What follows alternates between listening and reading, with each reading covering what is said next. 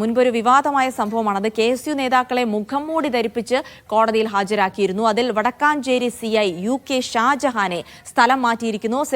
City police കമ്മീഷണറുടെ റിപ്പോർട്ടിന്റെ അടിസ്ഥാനത്തിലാണ് സ്ഥലം മാറ്റം.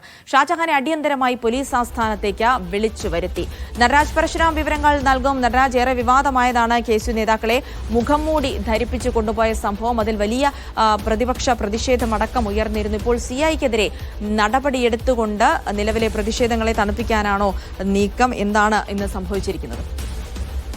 2 ദിവസം മുമ്പാണ് ഒരു സംഘർഷ കേസുമായി ബന്ധപ്പെട്ട് KSUവിന്റെ 3 നേതാക്കളെ വടക്കാഞ്ചേരി കോടതിയിൽ കറുത്ത മുഖംമൂടി അണിയിച്ചും കയ്യാമം അണിയിച്ചും കൊണ്ട് വടക്കാഞ്ചേരി പോലീസ് ഹാജരാക്കിയത്. ഈ നടപടിയെ കോടതി തന്നെ അന്ന് വിമർശിക്കുന്ന ഒരു സാഹചര്യം ഉണ്ടായി.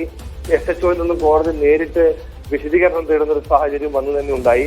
ഈ സംഭവം വലിയ രീതിയിൽ പ്രതിഷേധത്തിന് കാരണമായി. കഴിഞ്ഞ ദിവസം വടക്കാഞ്ചേരി പോലീസ് സ്റ്റേഷനിലേക്ക് KSU നടത്തിയ മാർച്ച് സംഘർഷഭരിതമായിരുന്നു.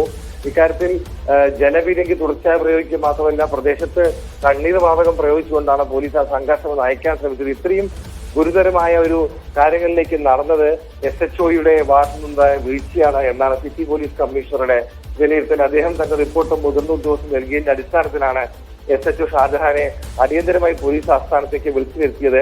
നമുക്കറിയാവുന്ന പോലെ കുന്നംകുളം പോലീസ് മർദ്ദനം നടക്കുന്ന സമയത്ത് അന്ന് കുന്നംകുളം CIയും ഇതേ ഷാജഹാൻ തന്നെയായിരുന്നു. ഇക്കാര്യം ചൂണ്ടിക്കാട്ടിക്കൊണ്ടും കോൺഗ്രസുകാർ നേരത്തെ തന്നെ ഷാജഹാനെതിരെ പല ഭാഗങ്ങളിലായി പ്രതിഷേധം നടത്തിയിരുന്നു. ഷാജഹാന്റെ വീട്ടിലേക്കും പ്രതിഷേധ മാർച്ച് നടത്തിയിരുന്നു. തുടർച്ചയായി കോൺഗ്രസ് പ്രവർത്തകരോടും യൂത്ത് കോൺഗ്രസ് പ്രവർത്തകരോടും ഒരു പകയുള്ള സമീപനമാണ് ഷാജഹാൻ സ്വീകരിക്കുന്നത് എന്ന ആരോപണം കോൺഗ്രസുകാർ ഉന്നയിക്കുന്നുണ്ട്.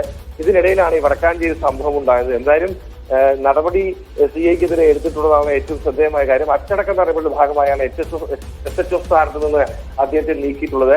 ഷാജഹാന് പുതിയ ചുമതലകളൊന്നും നൽകിയിട്ടില്ല.